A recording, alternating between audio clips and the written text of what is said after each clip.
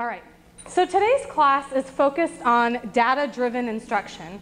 Now, those of you who have, may have been to a couple of our D6 universities just this past couple of weeks, we've been watching a TED Talk, and it talks about how every kid needs a champion, and how kids are not numbers, and how we should not be looking at them as numbers and assigning them as numbers. And guess what?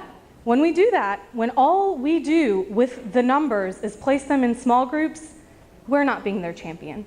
So we're here to take data a little bit further. We're here to take data to the next level. We're here to say, hey, we have summative data, and yeah, we're going to use that to do small groups, but we're going to use formative data as well to help guide their instruction. All right, remember, this is all about student-led instruction, student-driven instruction. So that's what today's class is about.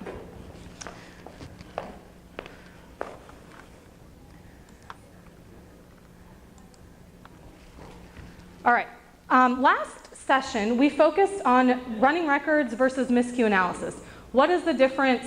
Y'all are really quiet, so maybe I don't even need the mic today. I might not even need the mic today, which is good. It cramps my style a little bit. All right, so last month we talked a lot about miscue analysis, running records, listening to the children read. What are they doing when they read? Why are they doing it, and how can we help? So here, today we're going to take miscue analysis to the next step, all right? So, whoa. The first question you may be wondering is, why do I even need to know how to do a miscue or a running record? Okay, I know what's in your head.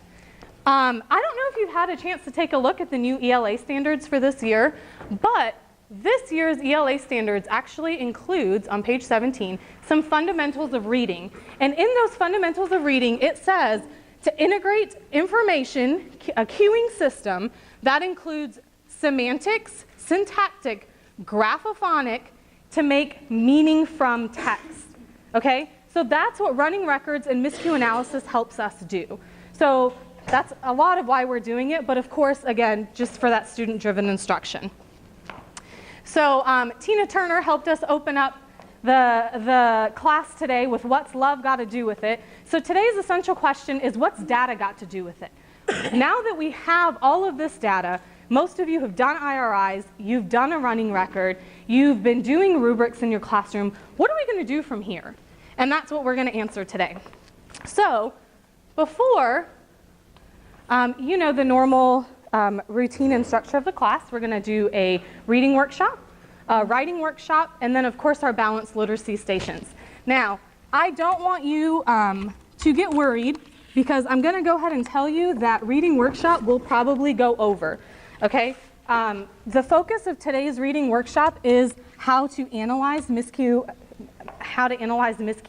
and I really want us to get into that. So if it happens to go till 4 o'clock and oh my gosh, we haven't done Writer's Workshop or Balanced Literacy Stations, and you guys are like, oh my God, she's going to keep us here till 7 o'clock. I will not keep you here till 7 o'clock. I promise I will let you go at 5 o'clock no matter what we get done. But today's Reader's Workshop is very, very essential to help you to know what to do with miscues. So if we go a little bit longer in Reader's Workshop, we're going to monitor and adjust just like we do in our classroom, and we'll cut something else out. Okay? So I just don't want you to be stressed about it, because I know in the back of your head you're going to think, hey, it's 4 o'clock, she's not rolling with Writer's Workshop, we haven't started our stations. So just don't worry about that. So today's Reader's Workshop, we are going to look at the reading passage that we actually looked at from last week, or last month, sorry, which talked about the goldfish. And we're going to look at how this goldfish text takes us. We're going to analyze it as if it were a running record, and then we're going to analyze it as if it were a miscue. And we're going to see what we feel more comfortable with and what we want to use here in our classroom. So the first sheet, I know there are a couple of different sheets being passed out, but I want you to focus on this one right now. Running record versus miscue analysis.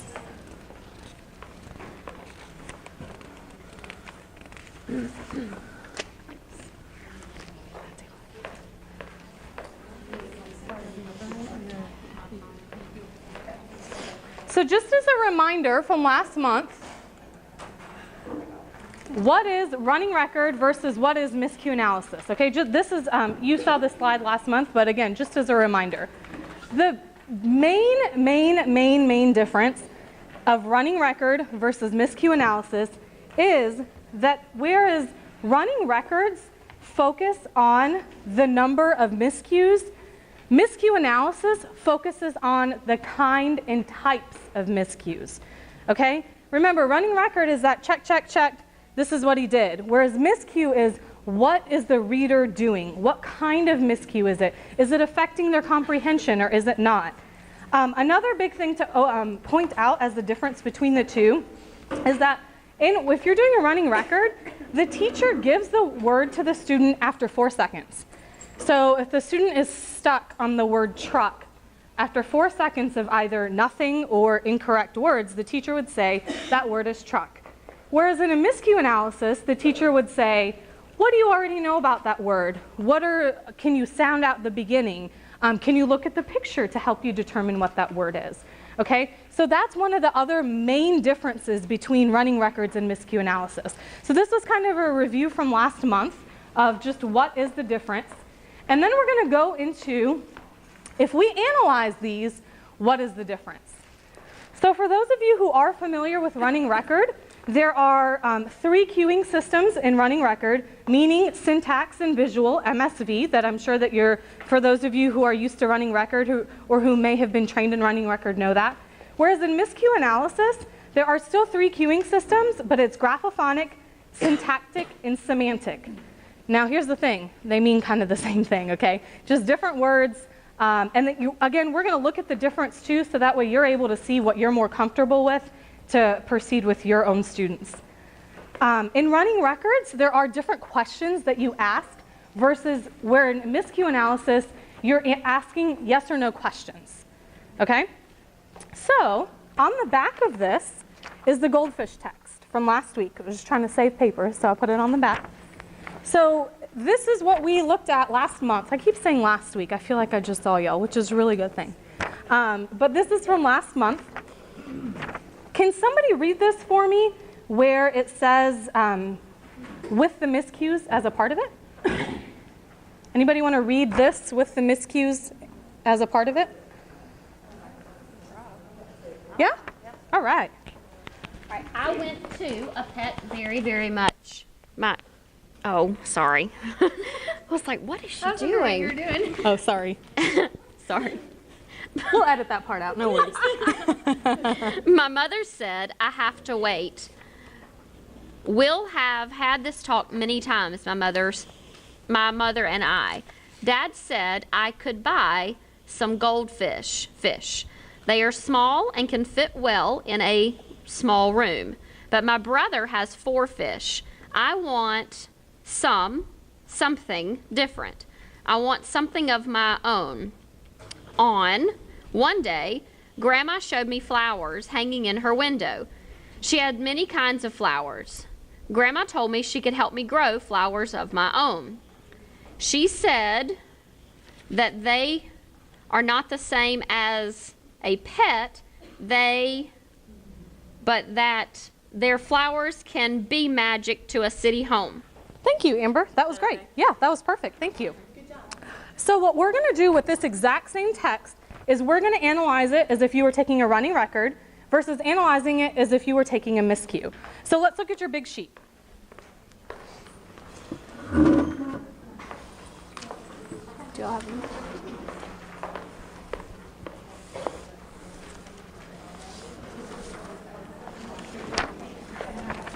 All right, so right now, let's go to the side that says running record. Raise your hand if you're familiar with running record. If you've used it before, if you've been trained with it before. Okay, so I would say it's about half of you. So the reason why I just very quickly want to go over this is because you are already familiar with it, so I want you to be able to see the similarities because they are very similar. Running record and miscue are very similar. So if you look at the side with the analysis of a running record, the 3 questions that you're going to ask are on the left. Did the meaning or the messages of the text influence the error? Did the structure or syntax of the sentence up to the error influence the response, and did visual information from the print influence any part of the error? Okay, so that's how you get your MSV. So a running record example, if we were to take a running record based on this goldfish text, is here. Okay, you're familiar with this. So if the child says the word correctly, it's a check. And then if he or she doesn't, you write what they said instead of what is correct. Now, on the right-hand side, what running record does is it gives you a chance to analyze the miscue. Is it a meaning? Is it affecting their syntax? Or is it a graphophonic error? Okay, so let's look at the first line of this. I went to a pet very, very much. Did the meaning or the messages of the text influence the error?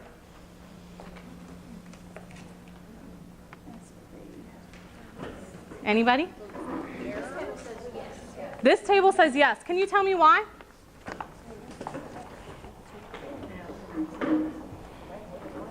Went and want are two different things. Right? They are two different things. So you're saying no. Well, hold on. Did the meaning of the text influence the error? So because what it said, is there something in that sentence that made her say went? Correct. No. No, It's just there that isn't. She did not know what Right. the word want. Good job. So you wouldn't write an M there. Did the structure of the sentence influence the response? They both, okay, so they both start with W. So that's going to be the next part of this, of did visual information from the print. So definitely visual, right? Because want and went are very similar. But did the structure of the sentence influence the response? Who says no? Some say yes. Some say no. Think about grammatical structure. What part of speech is verb and what part of speech is went? Yeah, they're both verbs. You need a verb there, right? I something. So does that make sense that it would be a syntactic error? Yeah, so you code it as SV. So this person in that sentence made a syntactic and a visual error. All right, look at the next one. I'm sorry? I couldn't hear you. Yes, you can. You can ding them twice for one word. Yeah, unfortunately, you can. That does seem unkind, doesn't it? It's Asking, does it count as two errors? no, it's only one error, but it's the type of error. So there are two different types of errors, or three different types of errors, but this person did the syntactic and the visual. Sorry, I misunderstood your question. Let's look at the second one, where it said, my mother said I have to wait. Did the meaning of the text influence the error? My mother said I have to wait. Okay, why not? Still makes sense. Past tense, present, I mean, They still it's the knew same that word, the- it's that just. the mother was saying something. Okay, so you guys are all jumping into meaning, syntactic, and visual all at once, which is good. Which is really good, but you're all jumping into it all at once. So Meaning is not affected. the meaning is not affected, but so did the meaning influence the said possibly? Yes, it did, good. Because it still made sense. Did the structure of the sentence influence the said? Yes. Why? Tense. Because it's tense and it's a verb, right? Okay? And visually, are they about the same? Said, says, about the same, right? So that it's definitely a visual cue as well. All right. That's running record. In a nutshell. Are y'all okay with running record? You're looking at me with very mean faces, but you're being very nice because there's a video camera, and that's okay. Because guess what? We're going to flip this right on over, and we're going to focus on miscues. So for the past couple of months, we have been focusing on IRIs. And IRIs, at the top of an IRI is a miscue. And I've been telling you that you can do a miscue with any text, anything a student is reading, at any time. Pull them next to you and listen to them read and listen to it, right? And that's how you need to look at reading. So if you're not quite understanding running record, that's okay, because we're just going to flip it right over and look at miscue instead. Yes, Hope. Okay, well, hold on. We just don't get this at all. You don't get it at all, and that's okay. That's really, really okay. You know why? To me, it's more important that you get the miscue. Okay? Because remember, again, last month, I told you that you could do a miscue on any text at any time, right? And you should be focusing on what is the student doing? How is the student trying to figure out that word or the meaning of that word, right? That's what's important. Again, that 90% accuracy, the number is not what's important as what's the number got to do with it. If I'm going to do some Tina Turner there. Thank you, Sabrina. Right? So if that didn't make sense, that's okay. Because I want to focus on this. Okay? So I want to focus on miscue with you. And guys, our whole point of today's workshop is to do the analysis part. That's why we're going to the miscue analysis, because we've all sat and listened to a child read. Anybody sat and listened? Put up, yeah? Oh, come on, I know there's more than that. Who in here has listened to a child read in your educational career? Yeah, great, yes, unanimous. Yes. And so many times we're running to get a score, to figure out what their grade level is or their grade level equivalency, to group them, to place them. What we're asking you to do today is to take a look at the reader and their behaviors when they're reading so that we can analyze them, so we could do something with it. So we can determine, are they primarily using their visual graphophonic cues to decode? Then that's where their strength is. We need to work on strengthening maybe their semantic or their structural cues. Are they heavily relying on meaning but nothing matches visually? So then we need to work on their decoding skills. What Shamir is going to share with you guys with miscue is how you can take back some of the authority you have as a subjective assessor and determine what does that reader show you in the analysis that you can then do something for them to guide your instruction and their progress. I think the YYN is a lot easier to use than running records. Take Shamir up on her offer and see what you think, okay? And hope, I'm going to be very honest with you, and I'm about to be caught in camera. I took a whole class on running record in college, maybe 2 or 3, if I was really paying attention. And this is still hard. But that's why I want you to focus on the miscues. Because again, you can pick this up at any time and focus on the student, focus on the behavior, okay? So if I lost you at running record, come back to me, because I'm about to enlighten you all over again, all right? If I lost you, come back to me, I promise. This is going to be so much better. All right, so you got your goldfish text. So same text.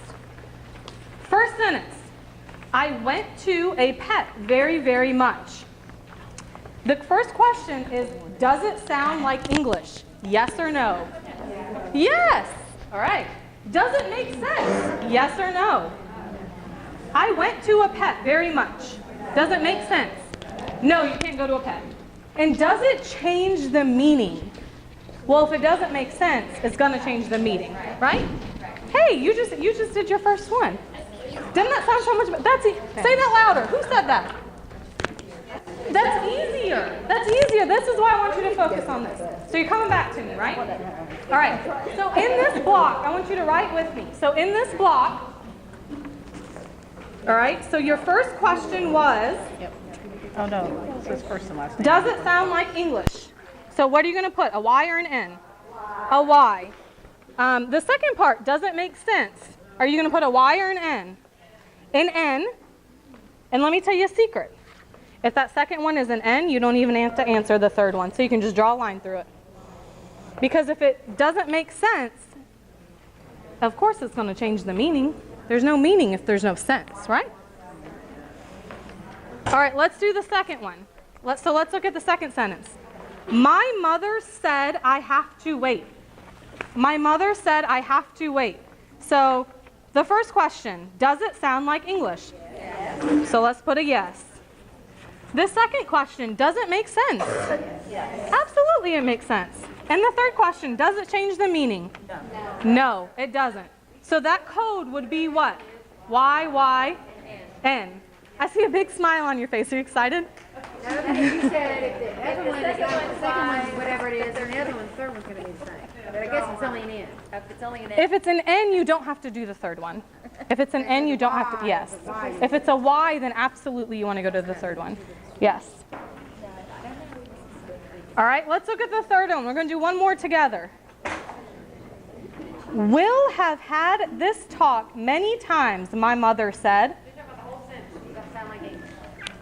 Great point.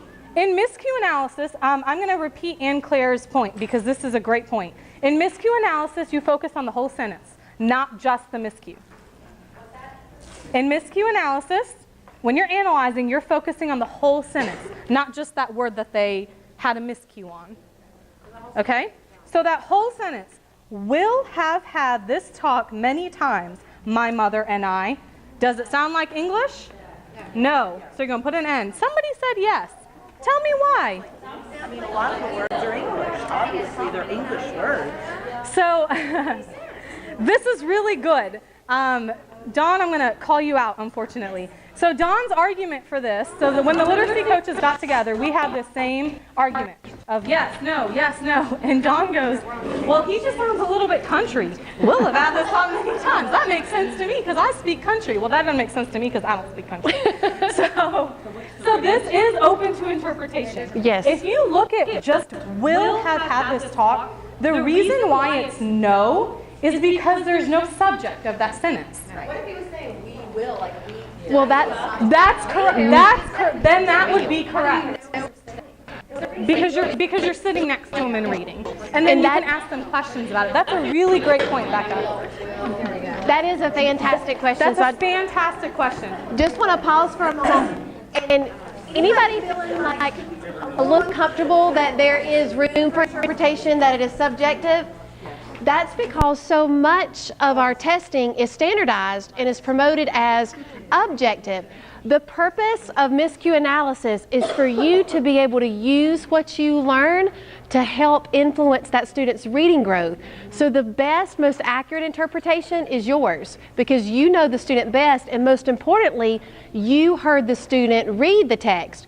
So when we were looking at this as literacy coaches, I immediately looked at it and thought, wait a minute, I bet the little fella said will. Like, will have had this talk. And so I'm like, I think I'm going to give it to him. And I'm like, no, that's not English. Country is not English. So who's right? okay, good question. Good question. Like regionally or Donna asked who's right. Who's right is the teacher who is using this to guide her instruction. Because if I didn't hear the student read, and I'm analyzing that miscue, and Donna did hear him read and she's analyzing it, who has the primary source of information? She does. Who knows the student's background, their cultural relevance, all of the tons of knowledge they get into school with? Who heard the student read more times than me? Donna has. So we don't want to get caught up in it being perfect or it being totally objective, because that's not the purpose of miscue analysis. You don't have to get a consensus. It's a tool for you as the primary teacher of that student to analyze their reading and to determine what their strengths are, what their areas of weakness are, and how you can help promote growth. But based on the fact that it says W-I-L-L, it's supposed to be wrong. Well, the great thing about miscue analysis, it's different than running records. We don't consider anything an error because everything the kid does gives us information. So it's a miscue. Yes, if it's written as W-I-L-L, the teacher who coded it knew the kid didn't say will. But because we didn't hear the kid read, we have these questions. When you use it, you will have that awesome, authentic experience of hearing that child read. So who will have done the annotations? You. Okay. Amber, that's a really great point, because when, I know that we talk about this a lot in our PLCs, when you do this to a SAT meeting, when you're in that parent-teacher conference, you are going to say, no, that it's a miscue, okay? But again, we're not focused on the percentage of accuracy. We're focused on, does it sound like English and does it make sense? And you, as the educator, are going to say, that doesn't sound like English and that doesn't make sense, right? And so then we can move forward on how to help this child. Okay, so that's a great point, Amber. All right, so you've got the first three YYNs done, right? The first three miscues. Oh, I'm sorry, we didn't finish it. You're right, we stopped at will, the country will. The second one, does it make sense? No, it doesn't make sense. It doesn't make sense. We'll have had this talk many times, my mother and I. So if it doesn't make sense, if that's an N, what did I tell you for the third part? You don't have to do it. You can just put a line through it. But it doesn't make sense. So if it doesn't make sense, it doesn't have meaning. All right, I'm going to shift you over to look at graphic similarity, because then I'm going to let you work on this a little bit on your own. Okay, so if we're on sentence 1, if that's all right, that's all right. So if you look back at sentence 1, the miscue was went to, and the text is want. Is there a graphic similarity there? Yes. Okay. All right. Yes, there is. Is it high? Is it some? I'm right here. Is it high? Is it some? Or is there no graphic similarity? Why do you think it's high?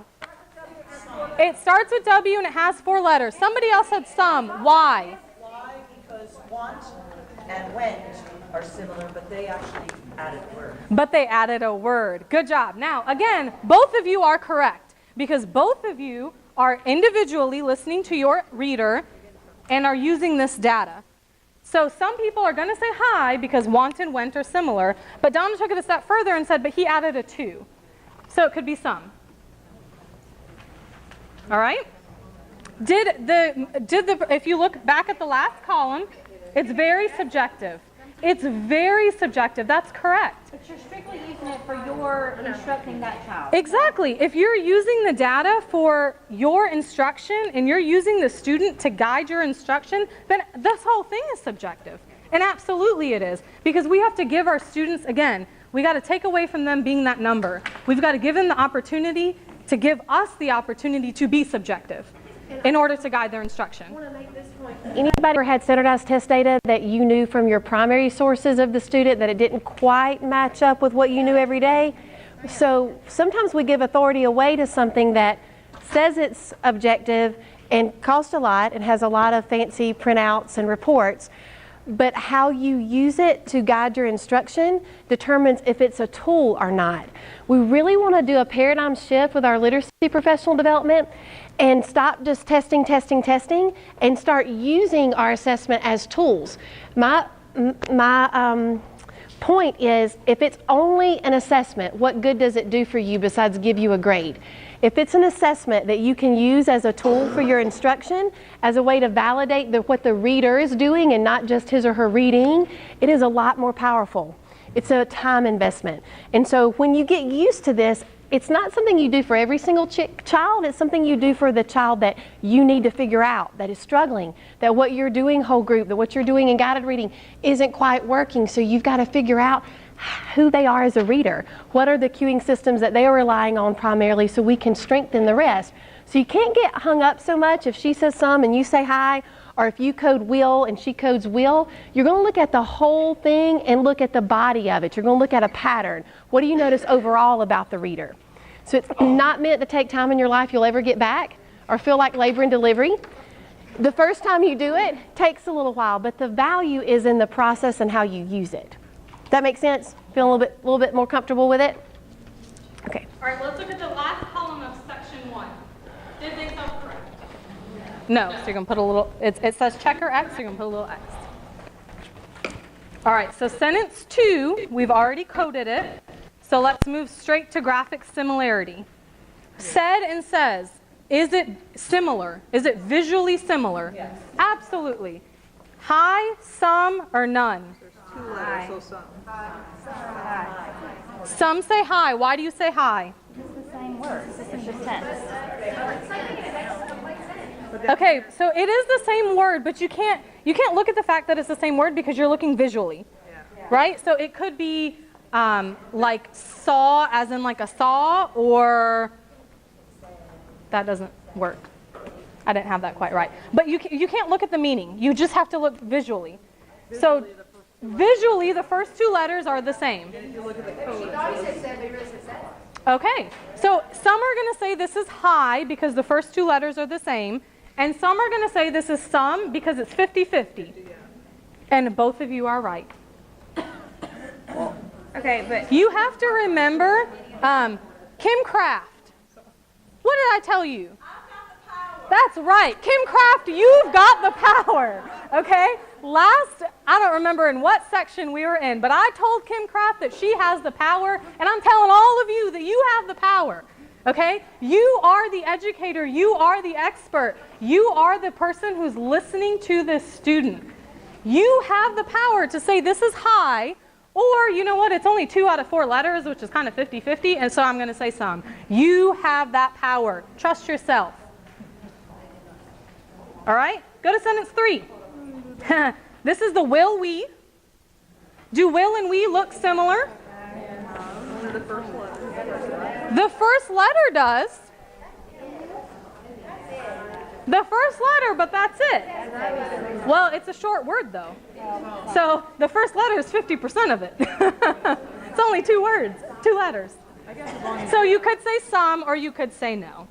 If it were me, if you're going to say some on the last one, then you'd have to say some here because, again, it's 50% of your word. I know it's only 1 letter, but that's 50% of your word. Yeah, decide what you're going to do and be consistent. Exactly. And you've got the power, Don Adrian.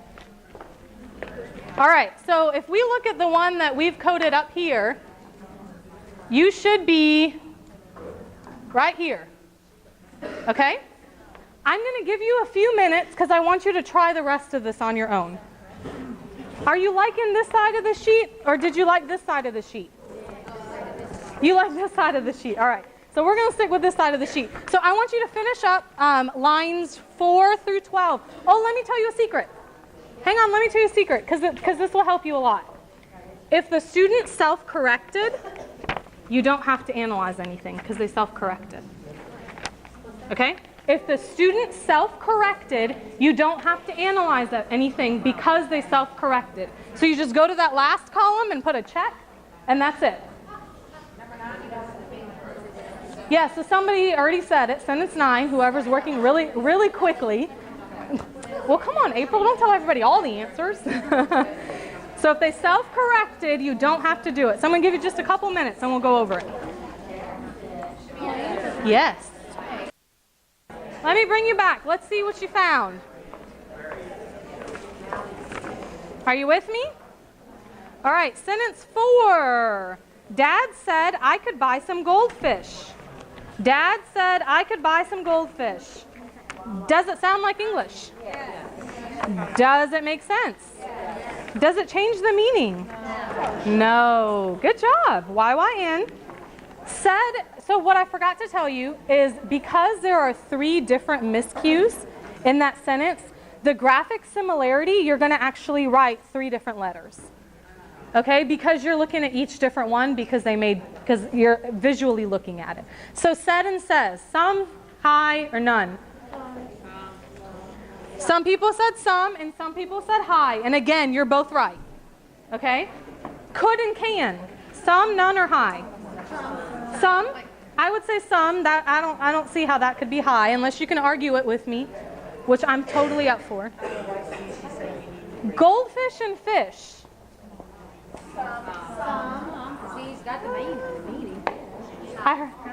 Why is it high, Lauren Councilman? Because the word fish is in the word.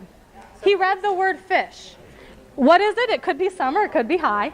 But Lauren Councilman says it's high, and she's right. Because the word fish is in goldfish. So can the child read the word fish? Yes, he can. He just added a gold in front of it. I don't know where he got gold from. Or could it be some? Donna Amons is also right, because it could be some, because he only got half the word. Okay? And then did he or she self-correct? No. So that's just an X. So I'm going to show you what that looks like. All right, so we got the YYN, the some. Again, me as Mrs. Virani, the teacher, I would say high because the word is fish and he said goldfish. So can he read the word fish? In my opinion, yes, so I think that's high. But again, if you're going to say some, I'm okay with that because you've got the power. Don't forget that. All right, let's. Kids don't know that there's different kinds of fish. I mean, when you talk about a fish, they're going to think they have a goldfish. I mean, And that's why this is a very high quality miscue. That's a great point, Jennifer. Jennifer said that most kids don't know that there are different types of fish. They associate fish with goldfish, which is probably why this reader said goldfish. And that's why this is a high quality miscue, because the reader is pulling in that background knowledge and it didn't really change the meaning. So that's okay. Because again, when you're going to go back and figure out how to guide your instruction based on what this reader did, you're going to take that into consideration and you're going to think, you know what, that's not that big of a deal. And that's great. All right, let's look at number 5.